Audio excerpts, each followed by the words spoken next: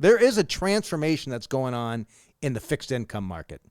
The way companies borrow money, the way investors provide the money to those companies, it's changing. And so it's not even the bond market. It's becoming the fixed income market. The fixed income market. And it's going to have implications for all of us as investors. It already has implications. All right, well, let's start with the basics, Scott. That's why I'm going to go with this. So if you think historically, the way companies raise money, the way the government borrows money, it's by issuing bonds. And we're going to be real basic here for a minute. Let's say that the U.S. government goes out, this is what they do all the time, they issue a 10-year bond. And as an investor, you think, I'm comfortable with the interest rate. Rates today are roughly 4.5% on a 10-year treasury, give or take. So say, all right, I'm going to buy one of these bonds. And let's say I'm going to buy a $100,000 bond from the U.S. government. The government's borrowing money. I'm lending $100,000, and in return, I will receive $4,500 a year in interest for the next 10 years. That's right, 45. So that's 4.5% of the 100,000. And at the end of 10 years, the assumption is that the U.S. government will still be intact and have the ability to pay me back my $100,000. So you get the $100,000 back at the end of 10 years. That's how a bond works. It matures. That's the maturity date. And the reason the reason bond values will fluctuate quite a bit, let's say in this example that I went out in the market and bought a bond at 4.5%, and I was quite happy with my $4,500 a year in income. And 2 years later, the market has changed, and Pat goes in the marketplace, and they're now paying 6%, and he, for his $100,000, he's getting $6,000 a year in income, and I'm thinking, dang, I want that $6,000. I want the $6,000. I'm only getting $4,500. Pat, would you buy this bond from me? And Pat say, I'll buy it, but I'm not going to give you $100,000 because for $100,000 I can get $6,000 a year in income. Why would I give you $100,000 for something that's only 4.5? I'll give you $82,000 or whatever the number. So the math all works out. So that my yield is 6%. My yield, I paid less than what's called face value. My yield is 6%, but at the end of that 8-year period, we still have 8 years left on this bond. That's right. I will get $100,000 back for it. So that's all computed into the price. Which is why the longer that bond, right? If the bond is going to mature in 2 weeks, well, I get my $100,000 in 2 weeks, whether I'm getting 4.5% or 6% for the next 2.5 weeks, not that big of a deal.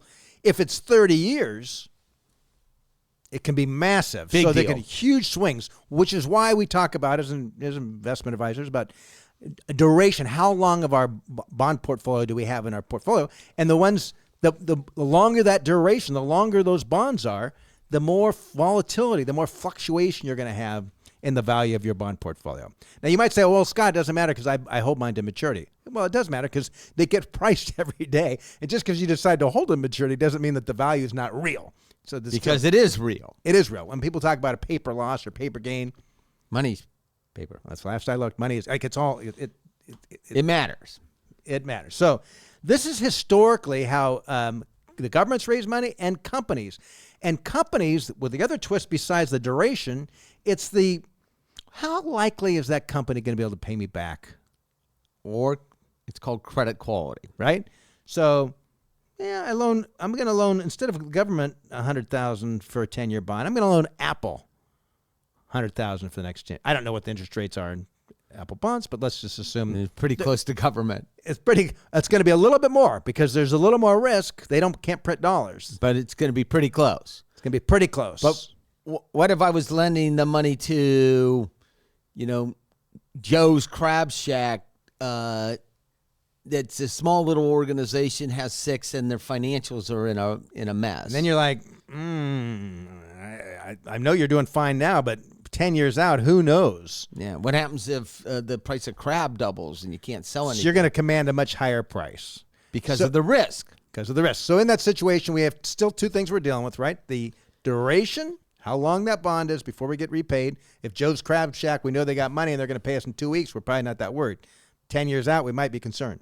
And there's no attack on Joe's Crab Shack. I'm sure it's fine. We'll call it Jimmy Joe's. Jimmy Joe's Crab and Shrimp. Okay, Shack. There we go.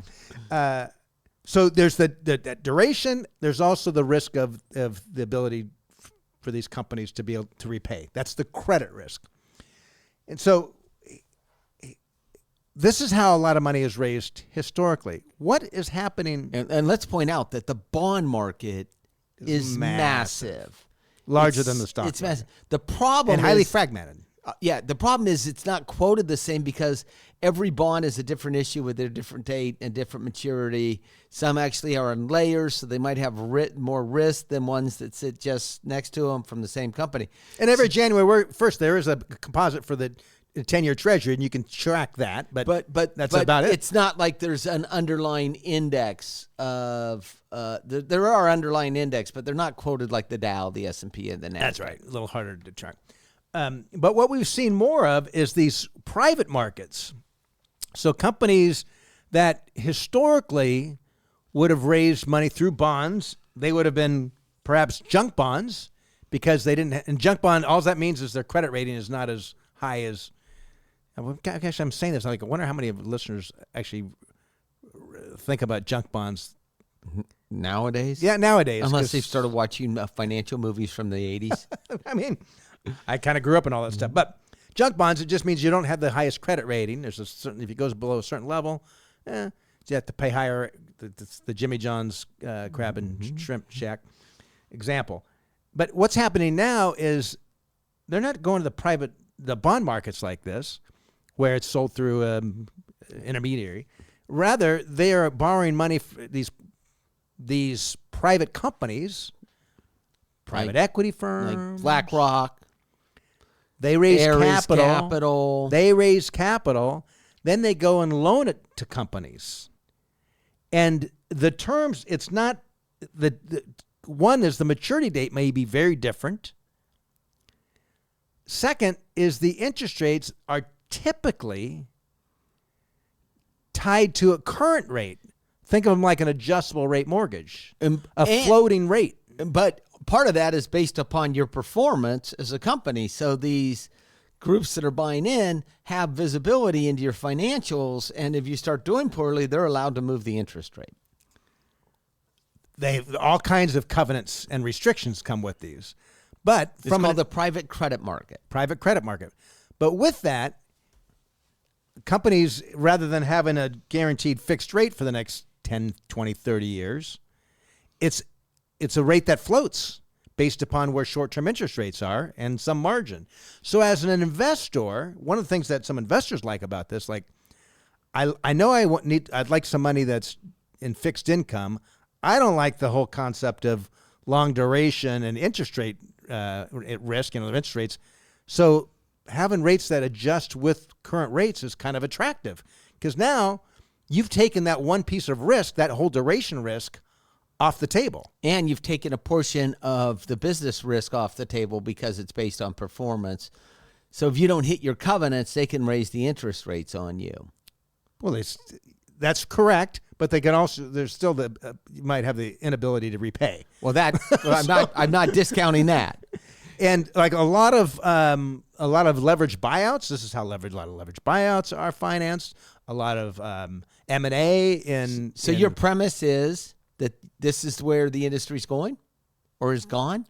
I think we'll see more and more of this direction. But where we are now, the way that's structured is like right now, any individual investor, you can go buy a bond, an individual bond that's in the marketplace.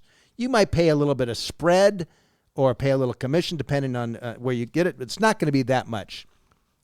These private markets, not the same kind of market. You don't know what it is. Instead, as an investor, you say, well, I'm going to give my money to some company. You mentioned a few there. I'm going to give my money to some company. I'm going to tie my money up for some period of time. They're going to then go out and loan to these various companies. And so we are seeing the emergence of products designed for the everyday investor to invest in these private credit markets, but they're not quite like buying a bond fund, because you can buy a bond fund one day and sell it the next day. These, typically, your money's tied up for a period of time. Sometimes they're called interval funds, where your money's going to be tied up, and maybe you can only redeem or sell some of your shares on a quarterly basis, and it might be highly restricted to how many Where people. we only let 5% of the people. It prevents a run on the bank. That's essentially, right. Do you think this has anything to do with the lack of confidence in the bond rating firms?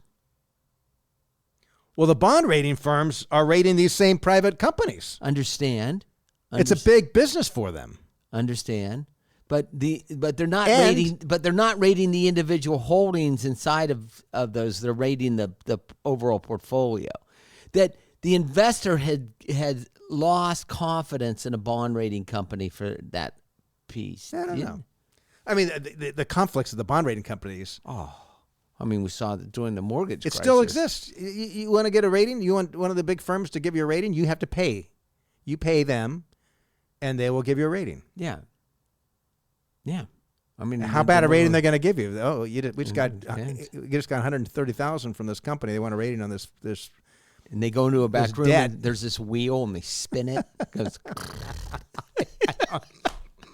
That's not quite how it works. But there's some. Also, there's because they're private credit. You're not underwriting a bond issue.